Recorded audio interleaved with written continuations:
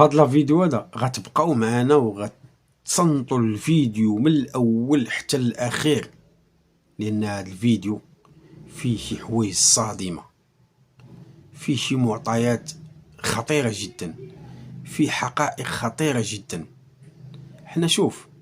حنا كقنوات ما كنديو شي واحد للحبس، ما كنخلعوا شي واحد غيمشي للحبس. القضاء هو الفاصل، باش ليكن في علمكم ان القضاء هو اللي كيعطي الكلمه ديالو، وهو اللي كيدخل الحبس، وهو اللي كيجرم، هو اللي كيعطي البراءه، هو اللي كيتابع، هو القضاء. حنا مجرد يوتيوبر كنناقشوا الموضوع. اخواني اخوات، الفيديو اللايف عفوا ديال هاد البلاويه دارت لايف اليوم. لايف شنقول لكم، السعايه برو ماكس، السعايه برو ماكس طلبت بالمحاميين وذكرت الاسم ديالهم، وهذا في حد ذاته تشويه السمعه ديال هاد المحاميين. يعني طلبت بالاسم ديالهم، انا شديت المحامي فلان فلاني وشديت المحامي فلان فلاني، وكتقول بان خاص فلوس المحامي. كذلك طلبت بالابناء ديال منعم اللي مشدود، يعني كتطلب بالابناء ديالو، وقالت بانهم خاصهم يقراو في البريفي، والاب ديالهم كان كيوصي عليهم باش يقراو، يعني كيوصي عليهم باش يقراو في البريفي. ايوا خلصي عليهم انت من جيبك، من مالك الخاص، ياك انت جداتهم خلصي عليهم. هاد السيده هادي مولفه انها تاجر بالمشاكل ديالها، يعني وقت ما يتسد شي واحد في الحبس كدير لايف وكتخرج كتطلب الناس. نتمنى انكم تبقاو في هاد لا فيديو لان فيه بزاف ما يتقال. الكلام اللي سمعنا في المداخله ديال الاستاذ الصوفي والاسئله الموجهه اللي توجهت للاستاذ الصوفي وبعض الاساتذه اللي كانوا في اللايف ديال حسن بوصلعه، صراحه داكشي اللي فهمت ان هاد السيده هادي في خبر كان، والقضاء كيبقى هو اللي غيعطي الكلمه ديالو. السلام عليكم ورحمة الله تعالى وبركاته. إخواني أخوات، أهلا وسهلا بكم. تحياتي لجميع المتابعين، تحياتي المغاربة داخل الوطن وخارج أرض الوطن. كنتمنى من الإخوان والأخوات يشجعونا في هذه القناة ويديروا لنا اللايكات والبارطاج والاشتراك في القناة، هذا فضلا وليس أمرا.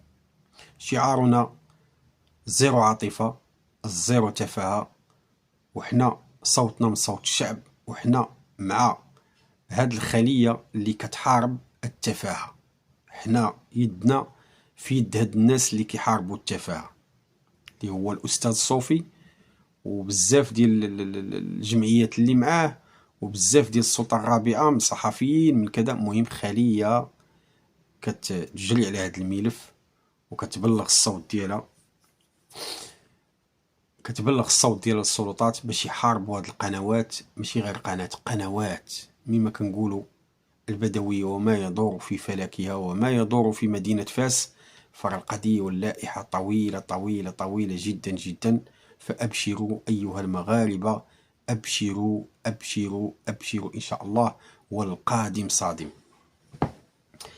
اللي فهمت من المداخلة ديال الأستاذ الصوفي، تحية لهذا الرجل، يعني بصراحة حاول أنه يتقرب للقنوات اللي هما في صفه. أنا اللي شفتو أنه مادام أنه دار مداخلة عند حسن بوصلعة إلا وتقرب لينا باش ياخد بزاف ديال المعطيات، بزاف ديال الحوايج اللي ما كانش عارفهم. يعني هو على ما اظن انه بنى الملف ديالو على بعض المقاطع ديال الفيديوهات اللي كيروجوا في اليوتيوب وفي التيك توك ديال السب والقذف وديال التشهير وديال، ربما عنده دوك المقاطع، ولكن كاين شي حوايج اخرين ربما ما عارفهمش. كالسؤال ديال الاخ حفيظ قناة المواطن، اللي كان وجه واحد السؤال الأستاذ صوفي، وقال بأن عنده دلائل قاطعة وتسجيلات أو عفوا وفيديوهات بأن الابن ديال هاد السيدة هادي اللي كيوجه واحد ديديكاس لواحد واحد الحراق اللي سميتو ديابلو، وبأن كاين ضحية أخرى اللي هو ولد الخال ديال أمينة ستيل اللي مشى ليه رزقو وكلا العصا في تركيا يعني. وعنده دلائل قاطعة على أن هاد السيدة كتوسط في هادشي ديال الحريق، وهذا جنحة اللي جنائية بأن ملف ديالها فيه التجار في البشر. فكنظن ان الاخ حفيظ راه غيتوصل بالاستاذ الصوفي وغياخذ من عنده بزاف ديال المعطيات. المهم الاستاذ الصوفي كان بزاف ديال الحوايج ما كيعرفهمش. كذلك وصلوا الخبر ديال اللايف اللي تدار اليوم على السعايه وعلى زيد على بزاف ديال المقاطع ديال الفيديو ربما ما كانوش عنده. يعني بصراحه زيد على ان هاد السيده هادي اللي الاستاذ الصوفي كيخدم على انه غيتم الكشف او الحجز. هو ماشي هو اللي غيحجز الاستاذ الصوفي، ولكن غيحاول انه يوجه الرساله للقضاء باش يحجزوا على الحسابات البنكيه، ماشي غير ديال البدويه وانما ديال العائله ديالها كاملين، كامله، والتحويلات الماليه اللي كيدوزوا. راه كلشي الحمد لله لا بغات السلطات ديالنا تعرف فين كيمشيو الاموال، لما مشاو الاموال ولما تحولوا ولا ضاعت الوقت، راه داكشي كلشي كيجبدوه. يعني غيتم الحجز ديال الاموال ديالهم، لان ديك الاموال تيقولوا بانها تبنات وتجمعت بالنصب والاحتيال. نشوفوا الاخ شنو قال في هذه القضيه هذه. اليوتيوب والفضاء الازرق من حق النيابه العامه تعقل هذه الممتلكات ودير لها حس، والمحكمه ايضا تحجزها، لانها غتكون مبالغ اللي ترتبات على افعال اجراميه وبالتالي هي مبالغ غير مشروعه. من حق المحكمه تحجزها لفائده خزينه الدوله، وهذه الاجراءات راه غنديروها، ما بغيناش نكشفوا عليها غدار. يعني هاد الاموال غتحجز وتمشي للخزانه ديال الدوله. هذا مطلب شعبي تا هو كذلك، لان هاد الفلوس اللي جمعتهم بجرائم الكترونيه، بالسعايه، بالمشاكل، بالمسرحيات، بالمدابزه مع بناتها، مع عباد الله. يعني هاد المبالغ والتحويلات كذلك غيتم حتى البحث في الناس اللي كيصيفطوا هاد المبالغ خياليه في الكواليس، اللي كيصيفط مليون، اللي كيصيفط مليون ونص، اللي كيصيفط 80,000، اللي كيصيفط 70,000. او شكون هاد الناس هادو؟ شكون؟ من انتم اللي غتصيفطوا هاد الاموال؟ سوبر شات ماشي مشكل، 10 اورو 20 اورو 50 اورو في ميزه السوبر شات. هذاك يعني دعم من فتح هذيك المنصه اليوتيوب اللي فتح هذيك المنصه الدعم، ولكن باش يكونوا اموال طائله كتجي في الكواليس، هادشي راه شي حاجه اللي هي هاد الناس هادو اللي باغين انهم يحاربوا القيم ديال البلاد، وباغيين يضربوا في القيم ديال البلاد. عرفتي البلاد الا مشات لها القيم ديالها راه البلاد مشات. البلاد الا مشى لها القيم ديالها وكثرت فيها الدعاره وكثرت فيها التديوتيت وكثرت فيها المثليه وكثرت فيها، هذه راه حرب. هذه يعني البلاد ما غيبقاش عندها وزن، ما بقاش عندها قيمه. هادو ناس كيحاربوا القيم، والسلطات ديالنا سوف تبحث في هذا الامر وغتبحث معنى الكلمه. يا البدويه اللي كليتي في الوطا غتخلصي في العقبه.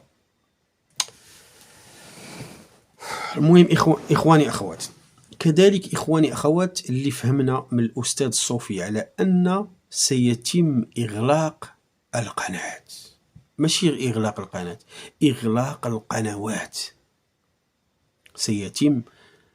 وإحنا ماشي إحنا اللي غنعطيو هذا القرار، ماشي الأستاذ الصوفي اللي غيعطي هذا القرار، وإنما النيابة العامة هي اللي غتعطي هذا القرار. ولكن شكون اللي غيجري على هذا القرار او هذا المطلب الشعبي؟ هو الاستاذ الصوفي اللي هو شاد الملف. لأنه هو اللي شاد الملف، لأن خلية هذه خلية فيها صحافة، فيها محامون، فيها جمعيات، فيها يعني غيحاربوا هاد التافهين، ماشي غير البدوية. باش ما نكونوش عاوتاني نبقاو غير نهضروا على البدوية، فهاد هاد المحاربة ديال القنوات التافهة راه بزاف قنوات اللي هما قنوات كلهم راه بكريشة بناتو عيالاتو، البدوية بناتها، يعني اش غنقولك، راه خلية، هي خلية راه ماشي خلية، راه اش غنقولك، راه قنوات لا تعد ولا تحصى، لا تعد ولا تحصى. كذلك الأستاذ صوفي كانت كدير طريق البدوية، كانت كتحاول أنها توصل ليه، ولكن هو كان رافض. وأنا كنحترم القرار ديالو، أنه رفض هاد السيدة هادي، رفض هاد السيدة اللي كترتكب جرائم إلكترونية في المواقع التواصل الاجتماعي، رفضها رفض تام. قال لك أنا ما عنديش لاش نسمع ليها، ما عندي ما ندير بها، وما عندي ما نسمع ليها. كذلك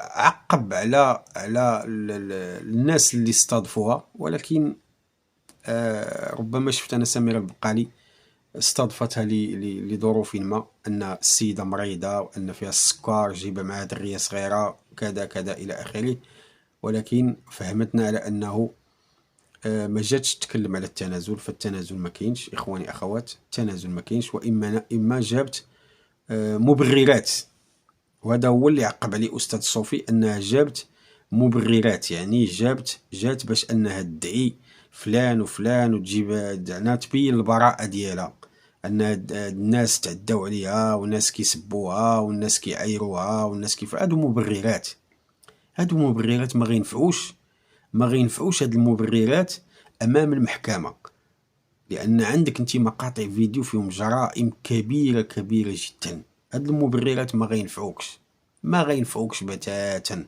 لا غندعي صاحب رئيس الجمعية ولا غندعي قنوات ولا غندعي، هاد المبررات ما غيخرجوكش من الورطة ديالك،